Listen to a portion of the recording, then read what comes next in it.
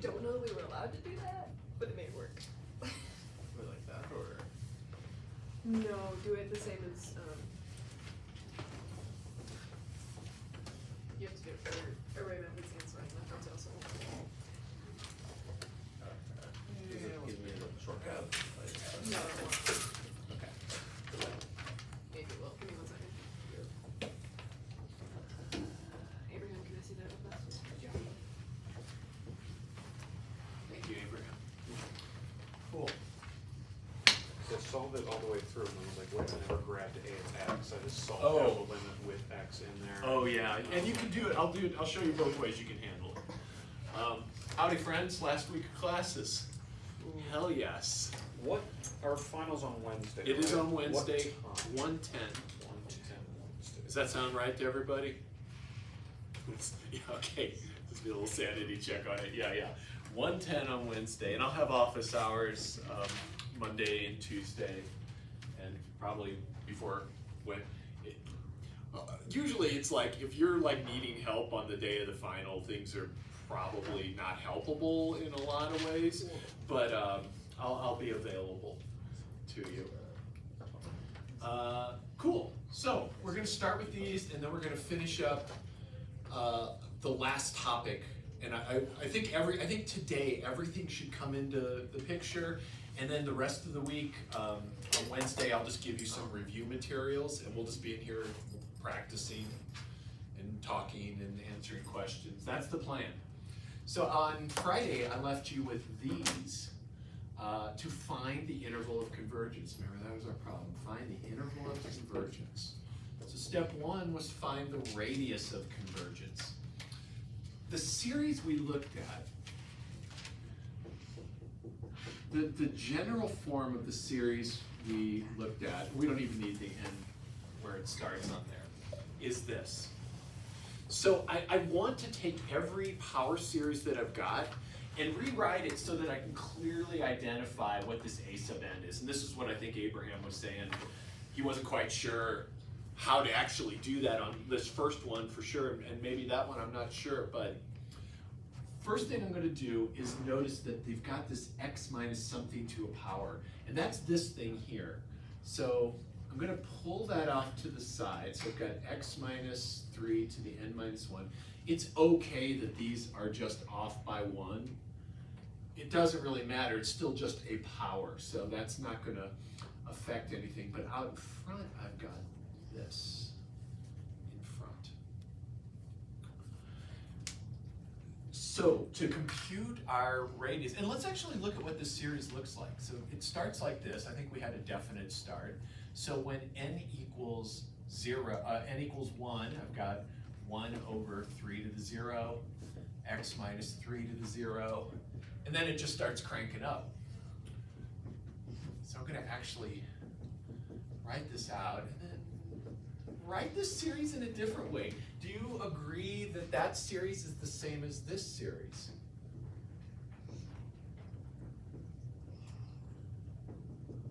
Check it out. Just doing a rewrite of it. Could have written that series like this. It's a little less confusing, I think, to write it that way. Does that make sense? Let me stop there. Tell me if that makes sense. Abraham, you were the one wanting to talk about that. Sound good to you? Yeah. Awesome, cool. So the a sub n is just going to be this part here. I could have also used that as well, and it would have worked out just fine. So what we're going to do is we're going to compute the limit as n goes to infinity of a sub n plus 1 times 1 over a sub n. So let's do this a couple different ways. This here is going to equal limit n goes to infinity of 1 over 3 to the n plus 1. And a sub n, since this is a sub n, 1 over that is just 3 to the n. And when you work this all through, the n comes out and you really just end up with 1/3. There's no limit to actually even take. So let me stop at each step of the way. Scotty? Didn't we need to take a reciprocal? I'm not done yet. Oh, cool. Yeah, still getting there. We will take a reciprocal, yes sir.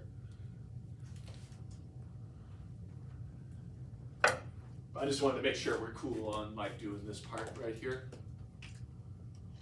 Okay, so yeah, this is the reciprocal of the radius, right? So this is actually our inverse. It's 1 over the reciprocal. So I think I originally wrote that like this. And so let's just go ahead and carry that through. This is what Scotty was looking for. So it's just 3. That's my radius of convergence, 3. What is the center of that series? 3, beautiful. So we have r equals 3. We have the center, x naught equals 3. So that means you want to draw a picture. Here's your center, and we're going to move 3 units to the right, and we're going to move 3 units to the left. And this is going to get us to 0 and 6, respectively. So the interval of convergence is everything in between these two values. Everything in there is going to make that series converge absolutely. What we got to do next is test the endpoints. So let's just put a little summary here. Preliminary. You're always going to have this preliminary interval of convergence, and it's just going to be 0 to 6. So that's not an ordered pair, that's an interval I'm trying to write out there. And I'm going to test the endpoints. We're going to copy this guy up here so I don't have to get it from Abraham again there. Okay? Any questions on getting the interval of convergence? All right, solid. Let's test the endpoints.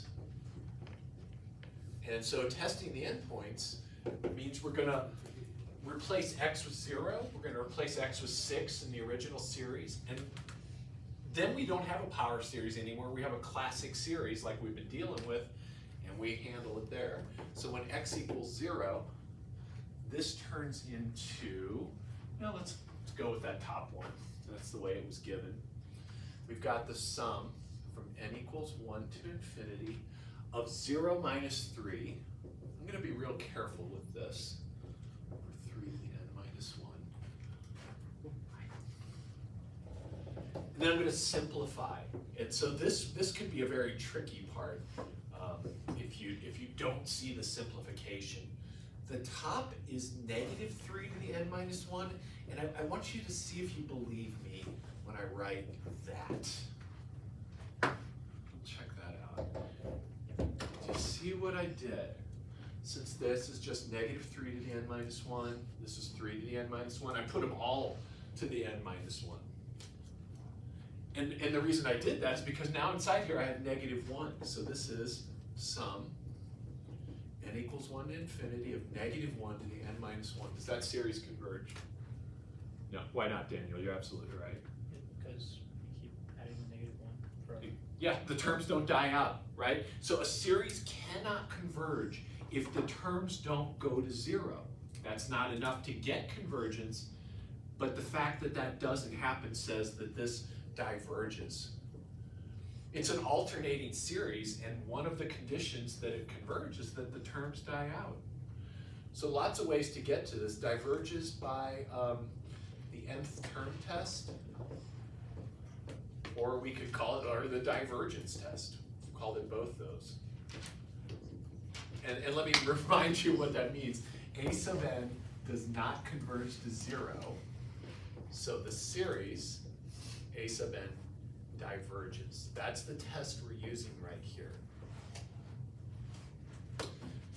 So I'm not going to include 0. Am I going to include 6? And I plug in 6 now, play the same game. So when I plug in 6, I've got 6 minus 3 on top instead of negative 3.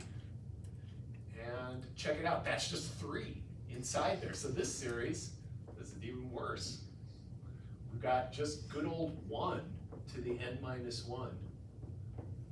Do you see how that's just 3 inside there? 3 to the n minus 1. So then now I'm just adding 1 forever and ever. Does that converge? Hell no. They're still diverges, same reason. So this diverges. Same reasoning. So our interval of convergence for this series is just 0 to 6. let me stop and let me know if there's questions or things you'd like to talk about here. Okay, cool. Good, good, good. So let's do the next one. This one's a little more interesting. I haven't seen one like this, so I'm kind of stoked about it. You got -1 to the n, and then x plus 1 to the n, and I think there's just an n underneath there, yeah. So step 1 is to get it into this form, so that I can identify what the coefficients are, what the center is, and just have that really nicely set out. So we're going to find the IOC again. Here, so we're going to rewrite it. Sum n equals 1 to infinity. Here we've got -1 to the n over n, and then x. Check this out. I'm just going to write this like this to make it super obvious. So that center is the thing you're subtracting off inside the parentheses, and I just wanted to make it clear that when there's a plus here, the center is going to be a negative quantity. So our center is x naught is -1 when we pair these up.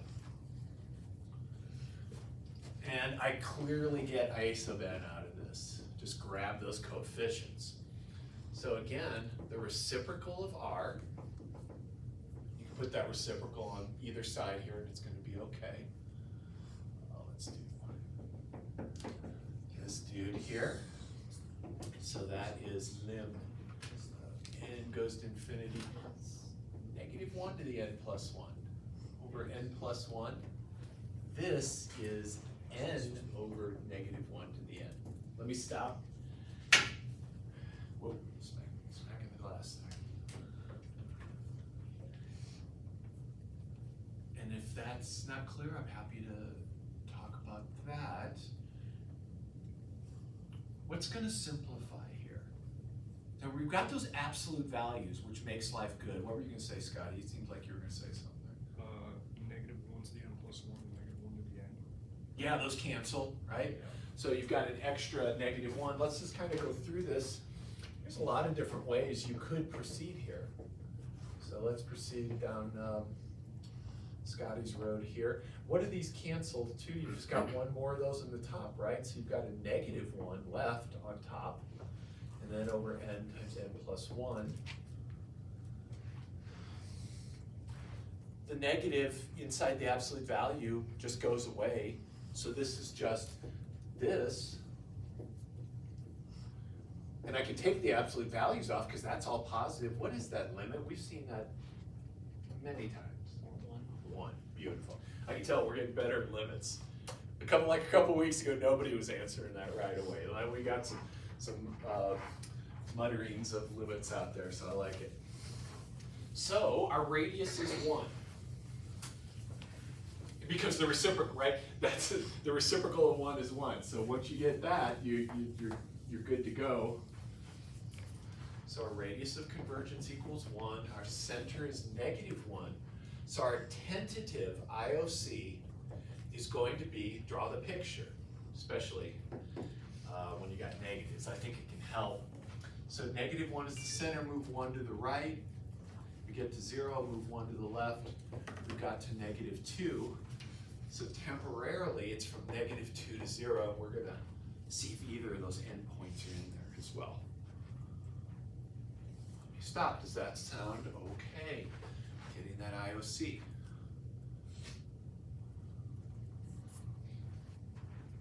Alrighty, so let's test the endpoints.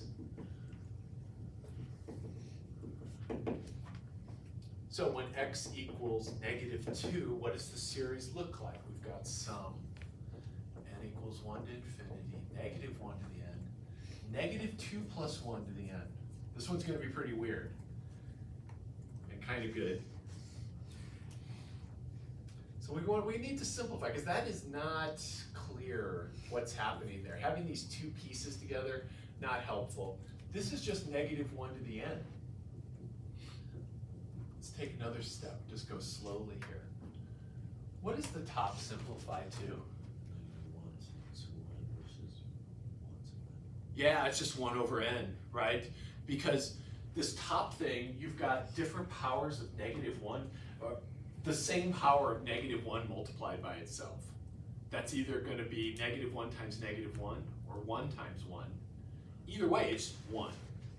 So this just simplifies to, as Wayne said, that series. Does that series converge? What's the name of that series? That is a special name. Harmonic. Does the harmonic series converge? No. The harmonic series does not converge. What's another name for that? What kind of series is the harmonic series? P-series. P series. And what's P in the harmonic series? 1. Absolutely. You have to have P bigger than 1 for convergence. So this diverges because it's P series with P equals 1. And just make a little note here. That's the harmonic series.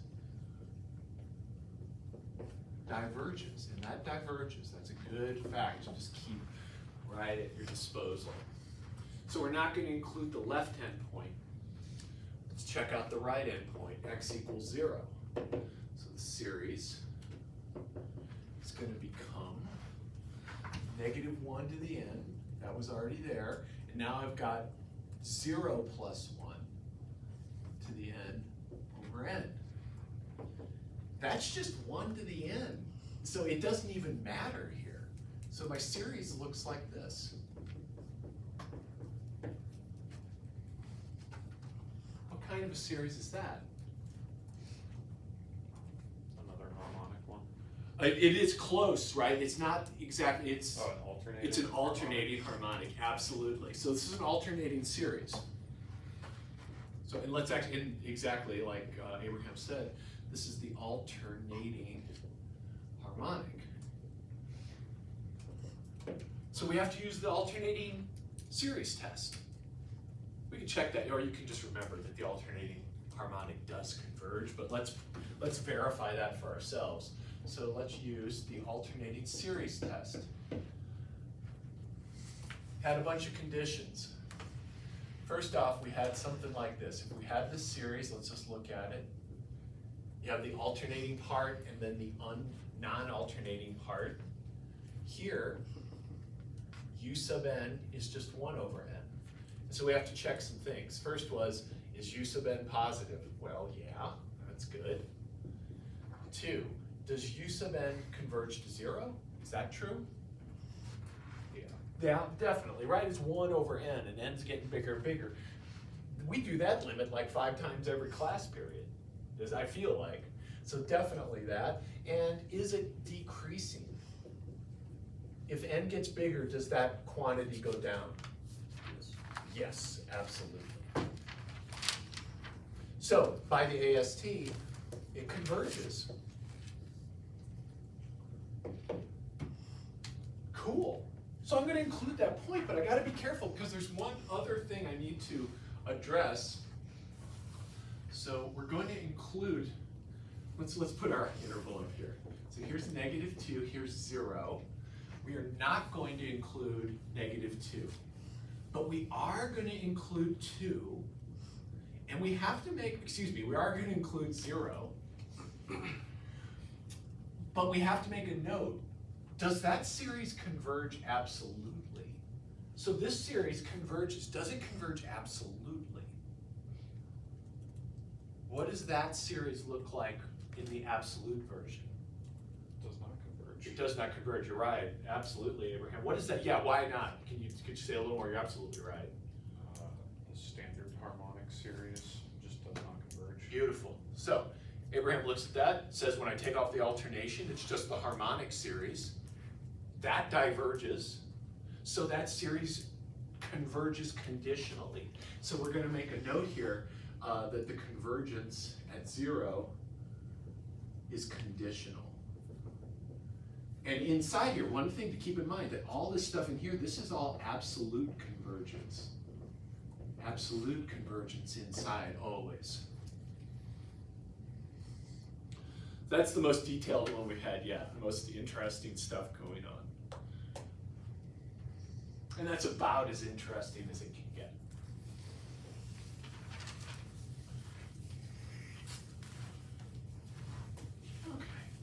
Any questions on that, my friends? Yes, yeah, So Jade?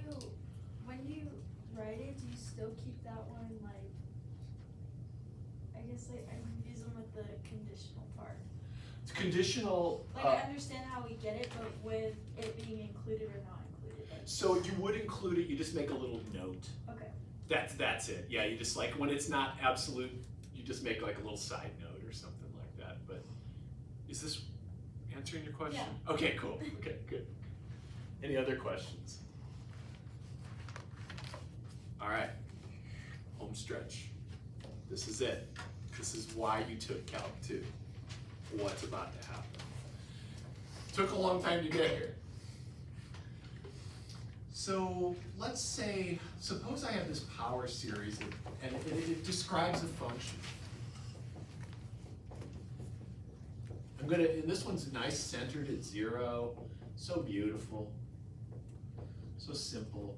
Infinite polynomial. So what we're gonna do is we're gonna suppose that the function f is writable as a power series.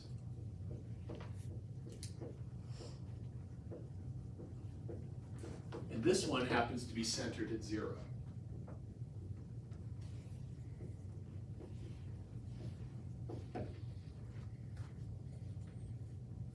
So one of the things we didn't get into, because I was waiting for today to tell you, but I did hint at it, is that a power series can be treated like a polynomial inside its interval of convergence. So in the interval of convergence, I can say that this and this are the same thing. And if I differentiate this function, it's the same thing as differentiating this. If I integrate this, it's the same thing as integrating this. Whatever I do to this, I can just as easily do over here to this polynomial. So why would I even like this? Well, because maybe I've got some horrible function like arcsine of x over here, and I don't like arcsine because it's weird and unintelligible. So I get a power series out, and now I've got a polynomial. It goes on forever and ever, but I've got this much simpler thing. What would you rather differentiate, arcsine, or would you rather use the power rule on a polynomial, right? This is just beautiful and elegant and simple to work with. So what we do is we trade off our function for an infinite polynomial, and life is good. So I'm going to differentiate. Let's find some derivatives.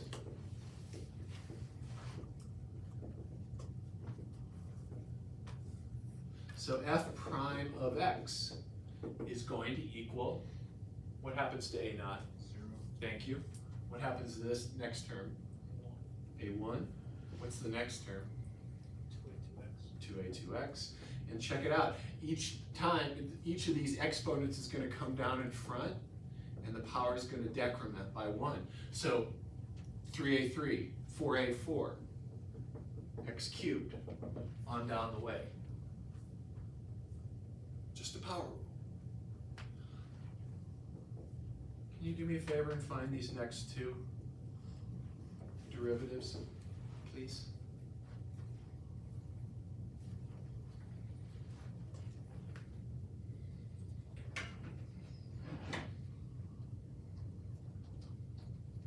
Desmos up here. I think we might need that.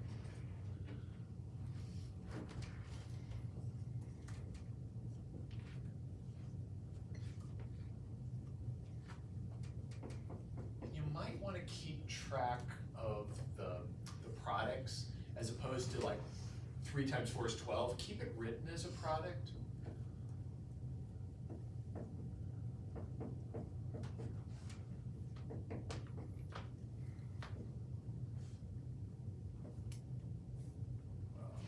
What am I getting ahead of myself? What would be the next one? Did I get that right? Yep. Yeah, okay, so it is 5 times 4, right? Yeah. A sub 5x cubed. Yeah, there we go. So, I'm gonna find the second derivative here. Oh wait, I'm missing something, aren't I? Yep, missing an x. Yeah, okay. Because you get each power of x in turn. So this is the next one, and then here I get.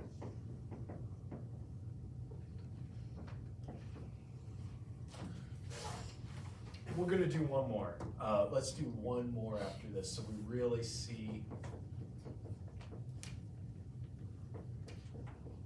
what's going on.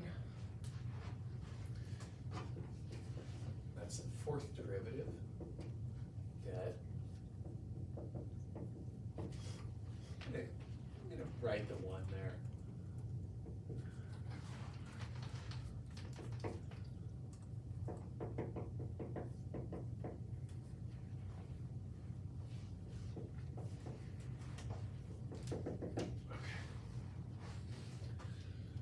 So let's just take a moment and just make sure you're feeling okay about these computations.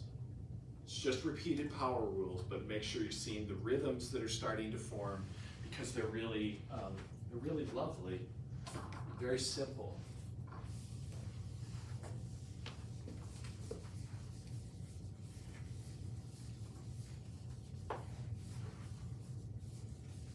And let me know if there's any questions on getting those formulas. How do we talk about them? Seem okay? Cool, good, thumbs up, get some thumbs up, nice.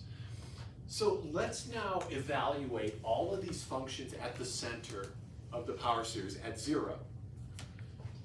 Evaluate, bless you. Evaluate each derivative at x equals 0. So we're going to get, what is f of 0? What's just the original evaluated at 0?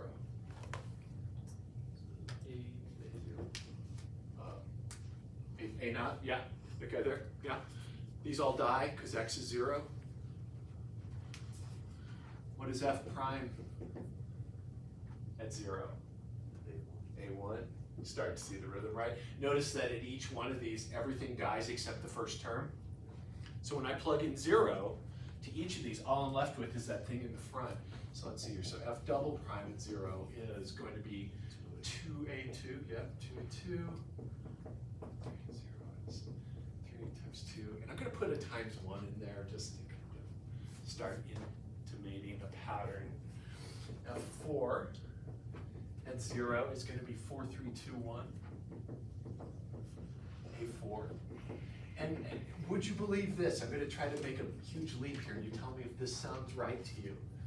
That if I get down to the nth derivative, it's going to follow this pattern. So I'm going to have n factorial a to the n. Notice this is 4 factorial. This is 3 factorial. That's 2 factorial. Hell, there's 1 factorial. And 0 factorial is defined to be 1. So it lucks out that this rhythm is true. So that's interesting. But notice that what it says is something a lot more powerful. It's saying that if I want to write a function in that form as an infinite polynomial, that this is the relationship between the coefficients of that polynomial and the function. And if I take this thing and I write it like this, so I'm going to write so, exclamation point, the coefficient of the x to the n is the nth derivative of x at 0, of f at 0 divided by n factorial. This is what we're after, friends. This is pay dirt that we've hit right here. Because what it now means is that if I take a function f of x, I can write it as a series that looks like this. A sub 0, A sub 1, A sub 2, A sub 3, plus blah, blah, blah. Let's put the arbitrary term in there, the nth derivative of f at 0 over n factorial, x to the n, and that keeps on going. This is like one of the most profound things we've seen all semester. It tells us how to take a function that we know and love, or maybe don't love, and convert it into a polynomial, into an infinite polynomial, into a power series. Let's do this. Let's do this for some functions. Now, we could then take this series and like determine its radius of convergence, but there's some tricks to that I'm going to show you. You're going to love. So, example. Let's say f of x equals e to the x. Here's the question we're really going to do. Find the power series representation of this f of x equals e to the x centered at 0.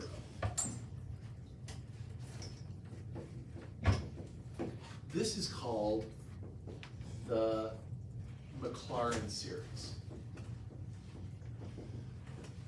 That's just another name for what I'm asking here, so I say i.e. that.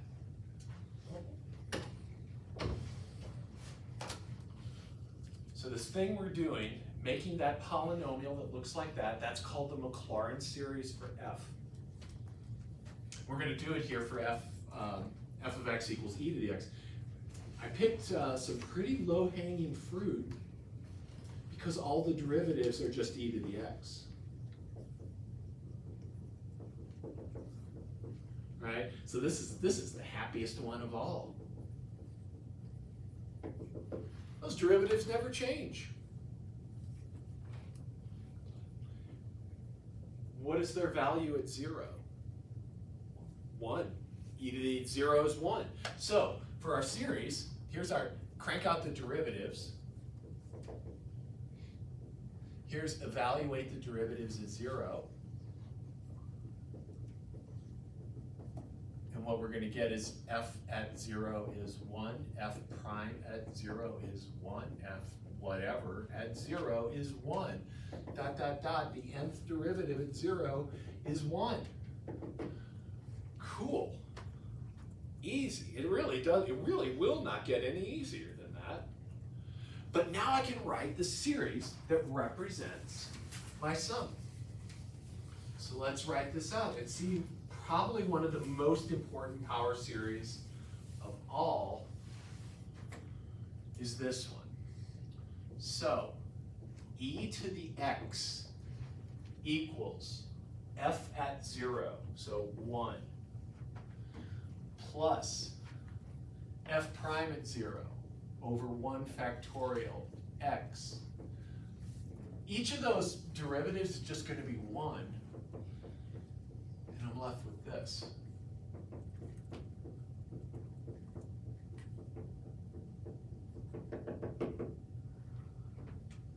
And now I have this beautiful power series that represents e. Let's write it out in general form. It's x to the n over n factorial. I wanted to write that in a beautifully compact form. I don't need to understand it. In fact, maybe having it written out is better to see the beauty of that formula. I'll show you how this works now. Get a little Desmos action going here.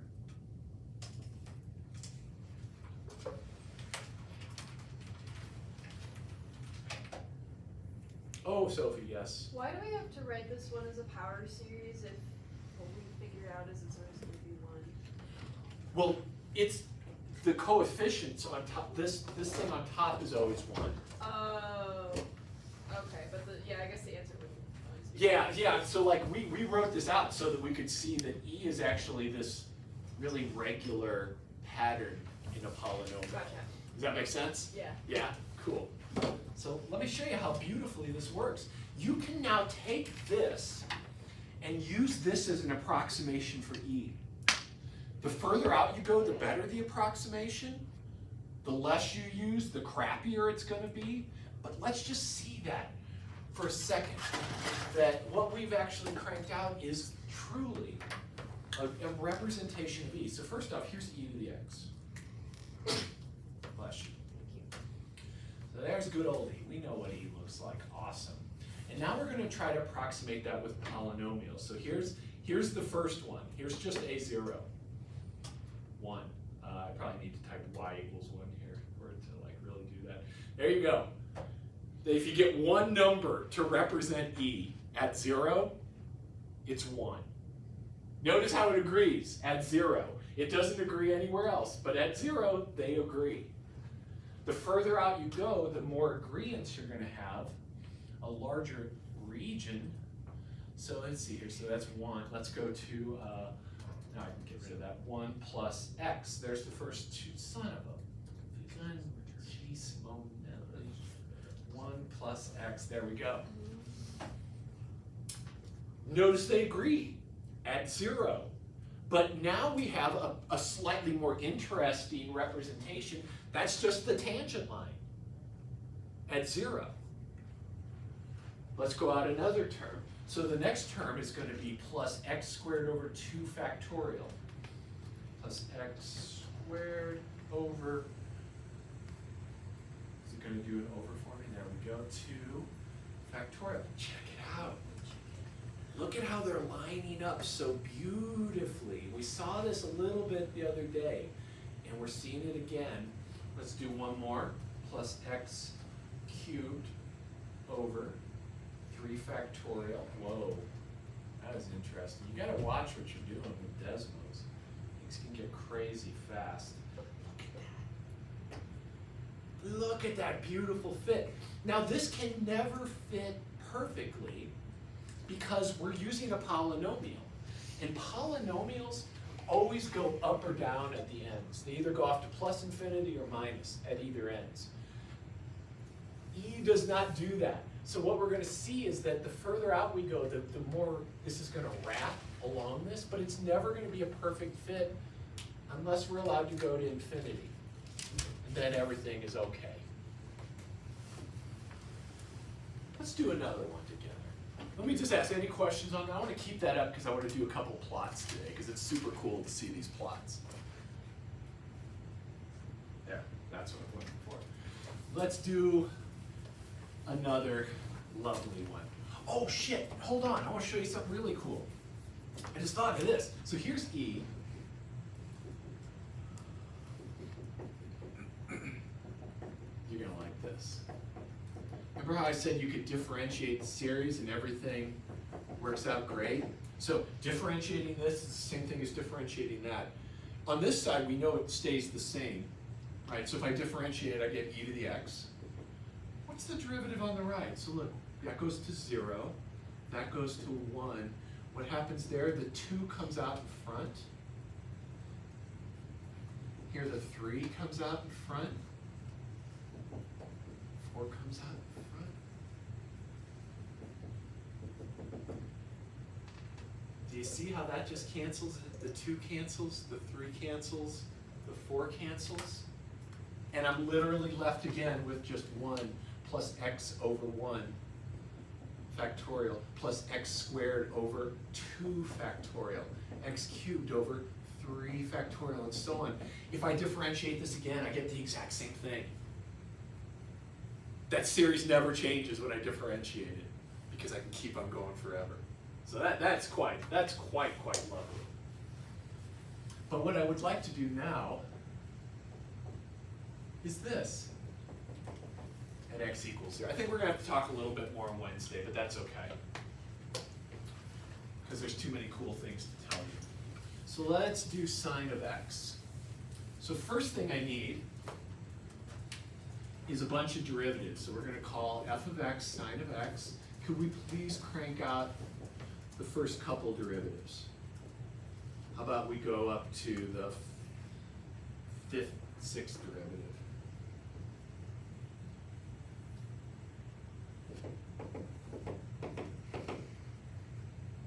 Let's get this sucker prime. You gonna ask a question, Sophie, or are you just like? No, that's okay. the thing of me. I'm sorry. It's either, okay, good. Okay, sorry. Yeah. I should know that by now. I knew there was something going on, some sort of intellectual activity going on because of your hand position.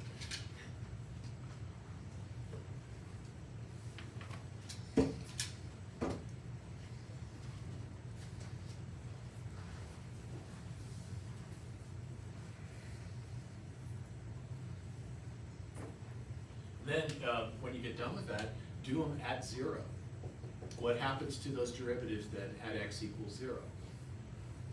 So every time you do this process, you're kind of going to make a table like this.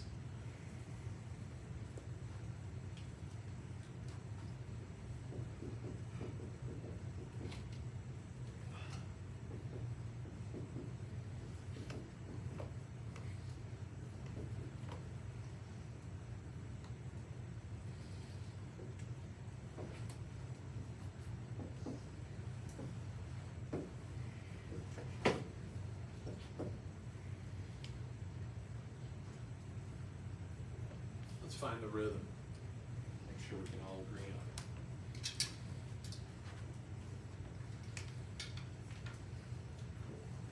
it. Let everybody get there.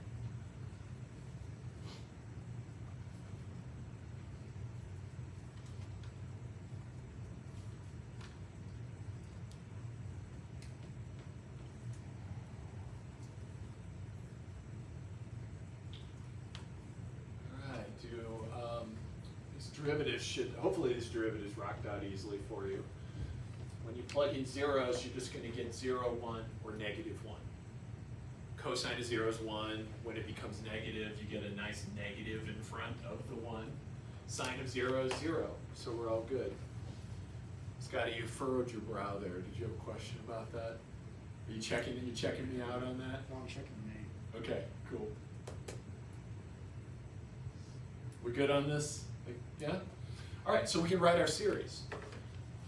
So let's write, until you get used to it, you might want to write these formulas out. So let's see, so it's f at 0 plus f prime at 0 over 1 factorial x, f double prime at 0, 2 factorial x squared, third derivative at 0, 3 factorial. It's such a beautiful rhythm, right? Once you got it, you got it. So here, we're going to have 0 as our first term. F at 0 is 0. F prime at 0 is 1, so I've got 1 over 1 factorial x. Then f double prime is dead. So this is just 0 x squared. And then I've got x cubed goes to the triple derivative, so that's negative 1. So I've got negative 1 over 3 factorial x cubed. And then x to the 4th has got a 0 in front of it. I don't have it here. Well, I do have it here. So the 5th derivative is just positive 1, so it's plus 1 over 5 factorial x to the 5th. Do you see the rhythm now? If you do, what are the next couple terms? What are the next 2 terms in this series? Let's write out what we've got so far. So we've got sine of x is equal to x over 1 factorial, or x minus, I'm going to write this in a nice way.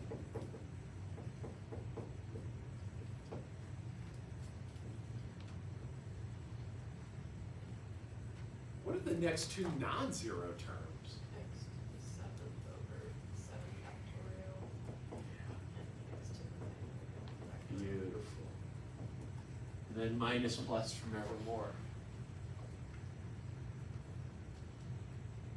So theoretically, you know, if this is all right, that should be cosine, or excuse me, sine. So let's see. So there's good old sine. Let's see how this works now. So we've got 1. I can just kind of tweak these things. We don't have a 1. We start at x. So we've got x, and then minus x cubed over 3 factorial. So I'll put a minus there. Wow, look at that. See how they're meshing so beautifully inside there. They're almost the same damn thing. It's just like sine is a cubic, right in the middle. Let's go out a little bit more. Plus x to the 5th over 5 factorial, and it meshes a little more.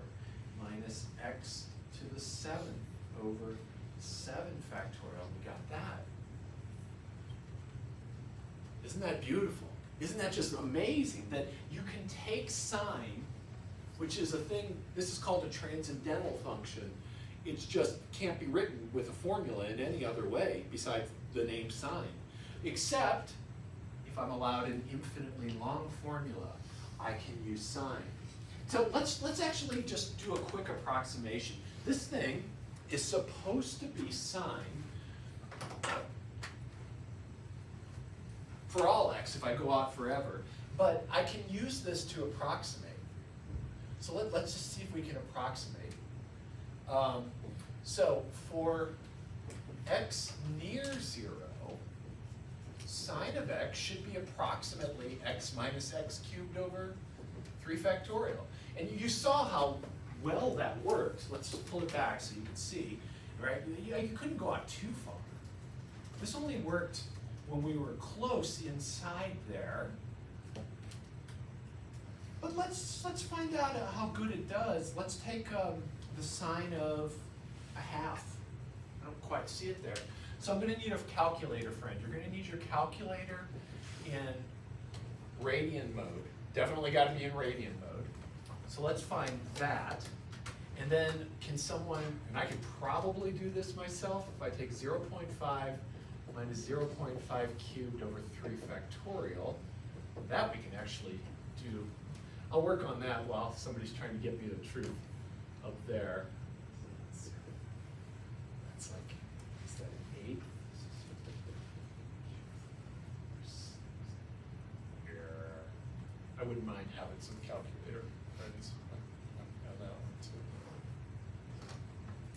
What about sine of a half? What do we get? It's 0.4794. Yeah, cool. Like, yeah, take that 10,000th place. And then what does this, it's definitely less than 0.5, so I'm feeling good about that. 0.475. Holy shit, isn't that nice? Look at that. It's not bad. Not great, but that's okay. Never claimed it was perfect. If I went out one more term, I'd get a better approximation. So if I then went out and added on, can somebody just do this for me real quick? Take this number and add on 0.5 cubed over, to the 5th over 5 factorial. See what we get?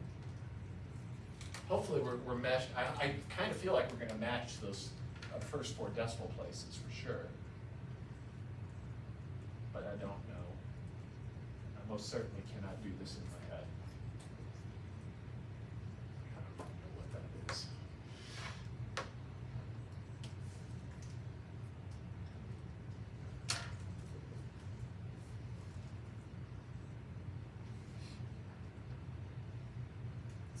Just to check, is someone doing this? Because if not, then we'll just move on. Oh, the void is doing it. Nice. Okay. I think you are. Yeah.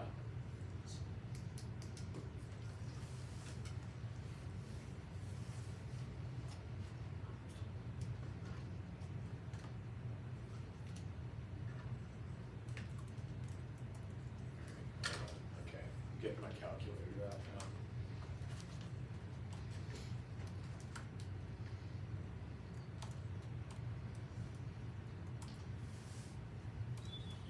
All right. 0.4794. Thank you. Perfect. Just in the nick of time. Beautiful.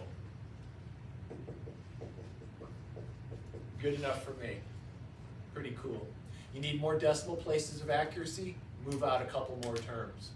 You can get them as far as you want.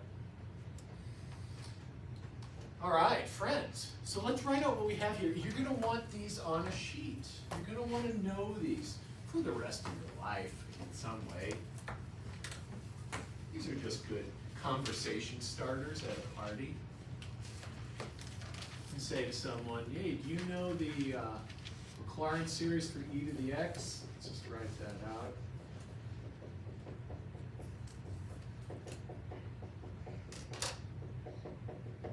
That, and now we've got a new one. And we're about to get, bless you. Bless you again. Thank you. You're so welcome. Got those two. how could I get the series for cosine? Split the cosine sine. Ooh, explain what you mean by that. So instead of the minus, put plus, instead of plus, put minus. That would. I like the way you're thinking. We're definitely going to use this series, but I don't know that for sure. I want to use some, it's like, here, let's keep talking, but how can I move from sine to cosine using calculus? Derivative. So I'm going to take the derivative of both sides to get there. So let's get the cosine series. I know this, so the cosine series is going to equal the derivative of this series.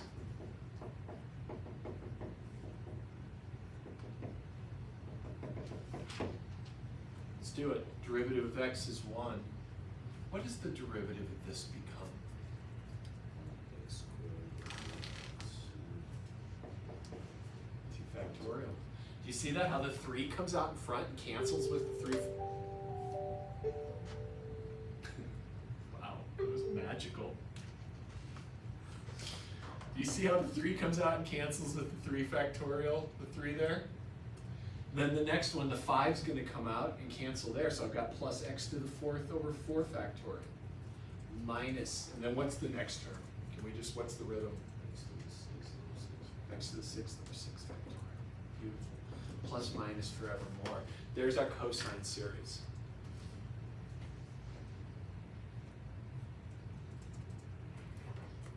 Pretty nice.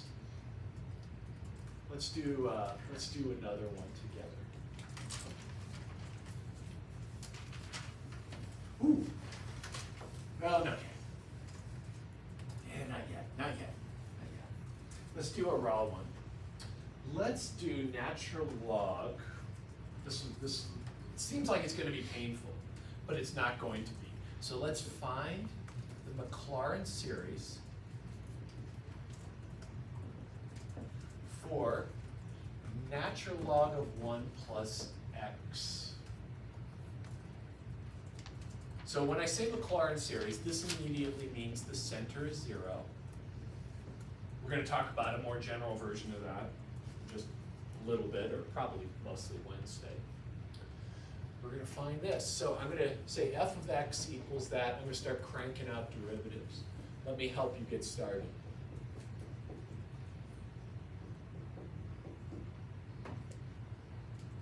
There's the first one. Write it like that. Can you crank out a few more for me, please? Keep track, look for some patterns. Let's get up to the 4th derivative. See if we catch a rhythm.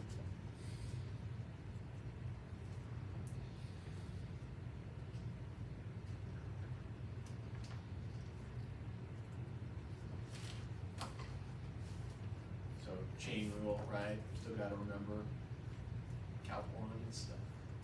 Do that. It's been a while since we differentiated.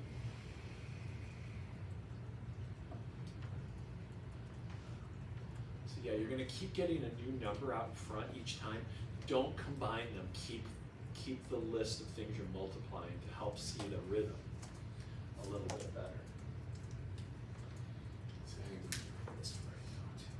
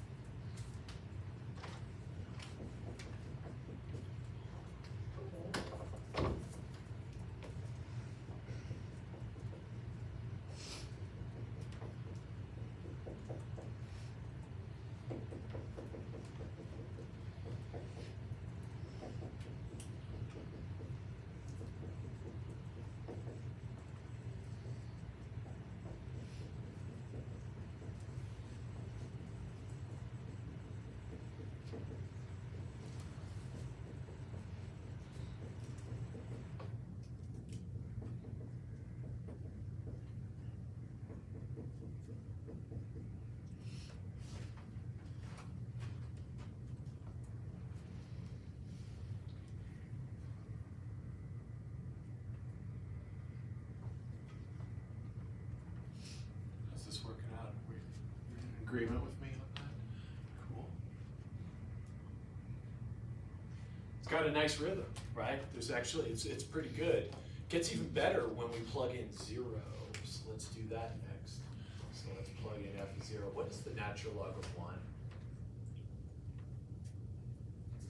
Thank you. Yes. I think I might have asked you that the very first day of class. Equals natural log of 1 equals 0. The rest are pretty cake, right? Because they tell us exactly what to do. So f prime at 0 is going to equal 1.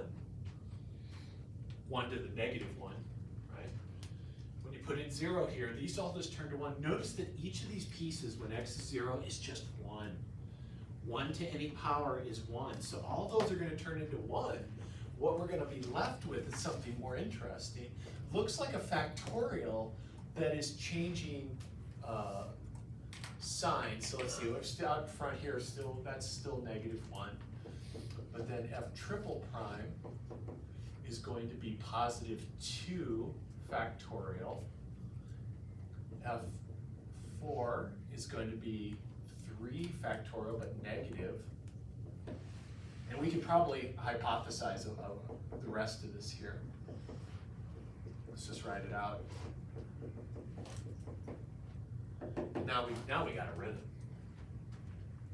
We got a rhythm. Where did the factorial come from? I'm just noticing here that every time I take a new derivative, Sophie, the next number in the list comes out. So like this here is 3 factorial, right? The next one's the 4 will come out. Okay. Does that make sense? Yeah.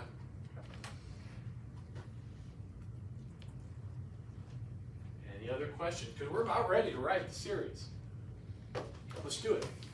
So our series, let's put it right down here.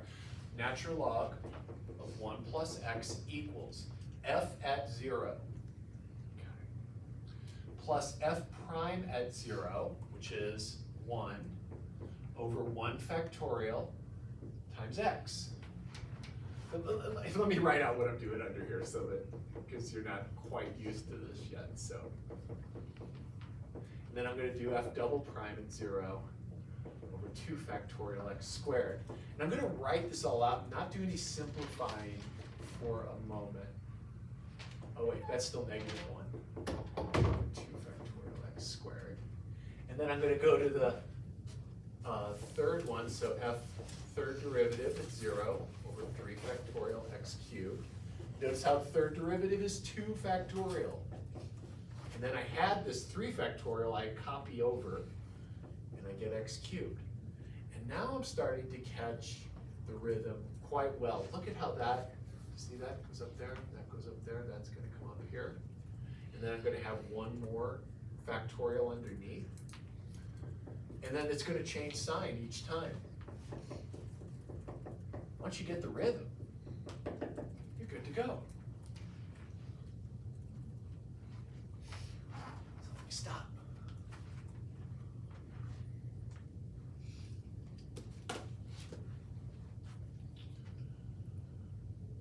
There's some nice simplifying that can be done here, right? Because you've got 3 factorial under 2 factorial. What does that simplify to? 1 over 3rd. Just a third, yeah, 1 over 3, 1 over 4th, 1 over 5, 1 over 6. So look at how this is going to turn out. Natural log of 1 plus x. I can finally prove you something I said 2 days ago.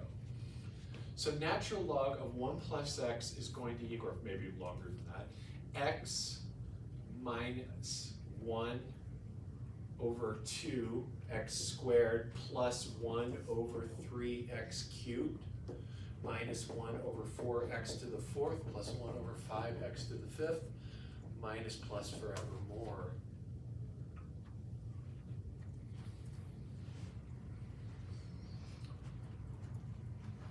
How do the factorials just go away like that? Canceling? 'Cause I Oh, got, gotcha. does that make sense? Yeah. Yeah, cool.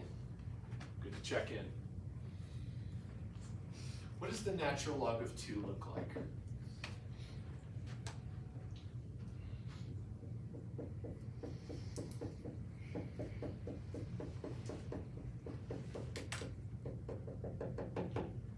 What do we call that?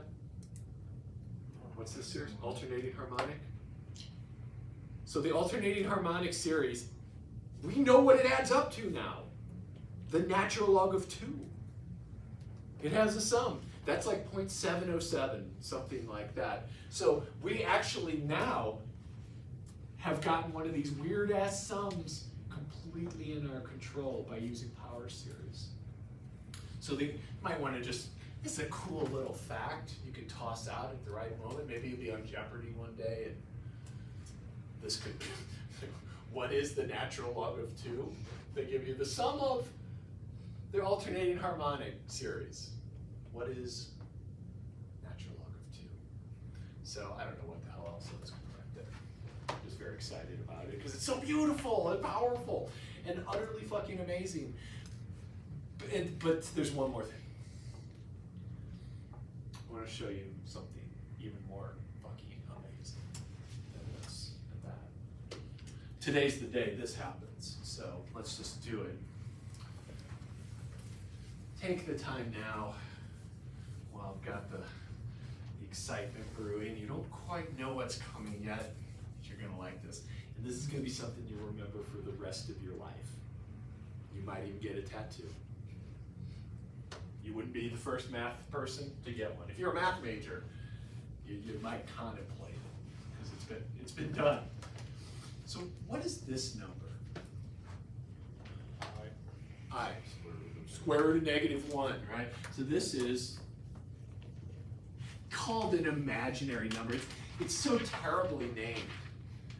We call that imaginary, but it's actually quite real. It's literally like if you do electronics or advanced physics, quantum mechanics, all that stuff requires this number. Like you can't do electronics without imaginary numbers. So we've got this I. What's I squared? -1, beautiful. What's I cubed?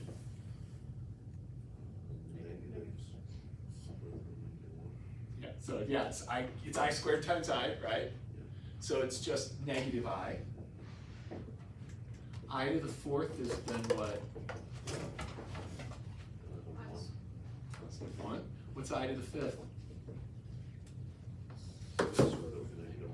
So back to I again, yeah? Back to I, square root of -1, exactly. We're back again, and you see now we've got a rhythm going again. So that's I squared. I to the 7th is -I to the 8th is +1 again. And this just keeps rolling forever and ever. Kind of seems like sine and cosine a little bit, right? It's got that sine and cosine vibe of a cycling going on.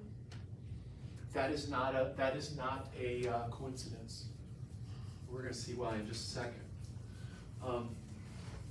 Okay, so if we buy this, we're good to go. I'm going to take the E series, and I'm going to write it out in a really interesting way.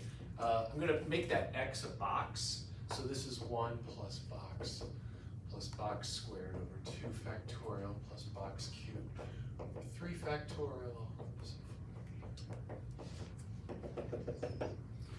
So whatever I put in that box here, I'm going to put everywhere over here as well.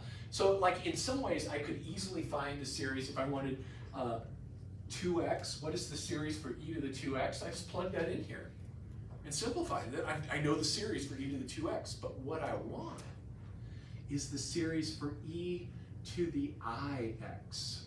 So I'm going to replace every x here with ix, where I is this number. So let's just do that naively. So we've got ix.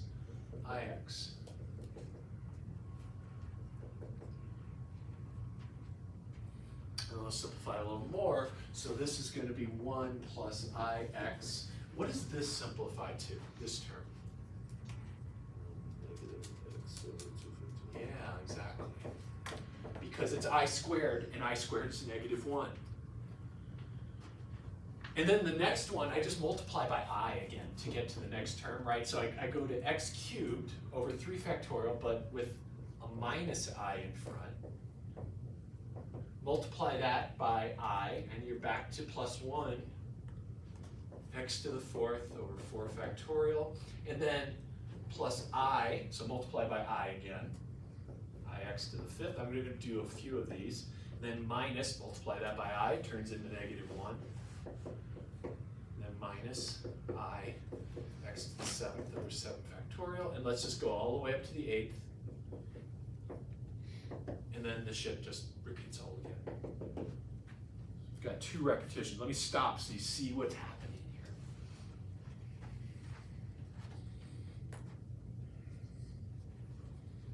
One of the greatest math stories ever. If you're a math teacher, this is a math story you'll tell forever. I don't know who you're going to be teaching. It depends. This is like secret knowledge. This is powerful knowledge. It can blow people's brains apart if they're not ready. But you're all ready. Notice how every other term has an I in it and every other one doesn't have an I in it. So let's group together the stuff that doesn't have I's in front of it, put it in parentheses.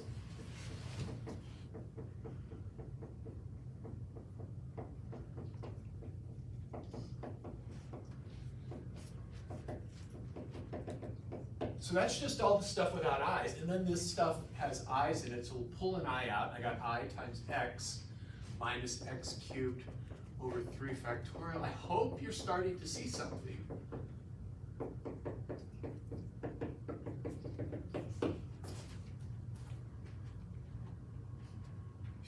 Is Gabe's looking like over to the Gabe's seeing stuff? What are you seeing, Gabe? It's just sine and cosine. Yeah. Look. Cosine. Sine.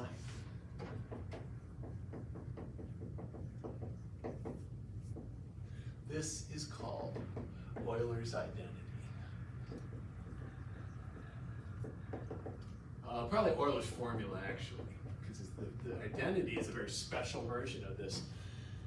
This tells you a secret of the universe that you can't see any other way, that E and cosine and sine are actually related. They're completely related things, and you would never suspect that whatsoever. Until you start seeing hints of it in the cycling here, and the way E never changes. So let's do something really nice here, and let's let x, this is supposed to be true for any x, let's let x be pi. And what we get then is Euler's identity. And Euler's identity says e to the I times pi is the cosine of pi plus I times the sine of pi.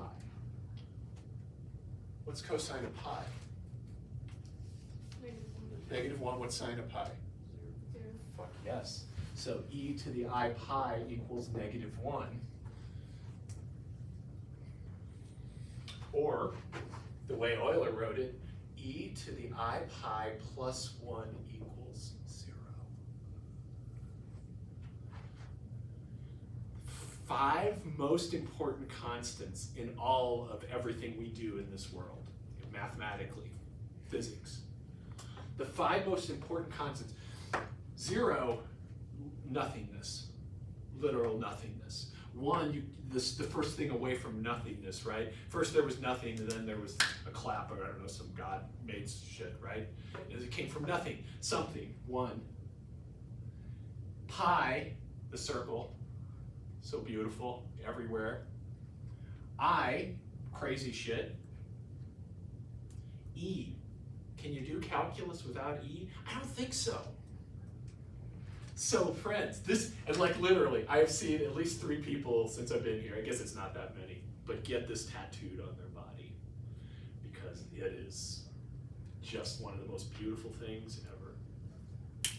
And that's the end of the talk today. Okay, there's nothing more to say after that. Share this with your friends. Come out on Wednesday. I'm going to be out on the quad right after our class.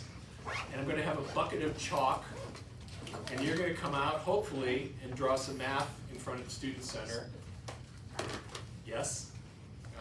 Yeah, some people will walk out with me? Cool. Alrighty, so I got a little more to say about this on Wednesday. Not much more. Yes, Jay? So on the like spring semester, like finals thing, Yeah, let me shut this down. okay.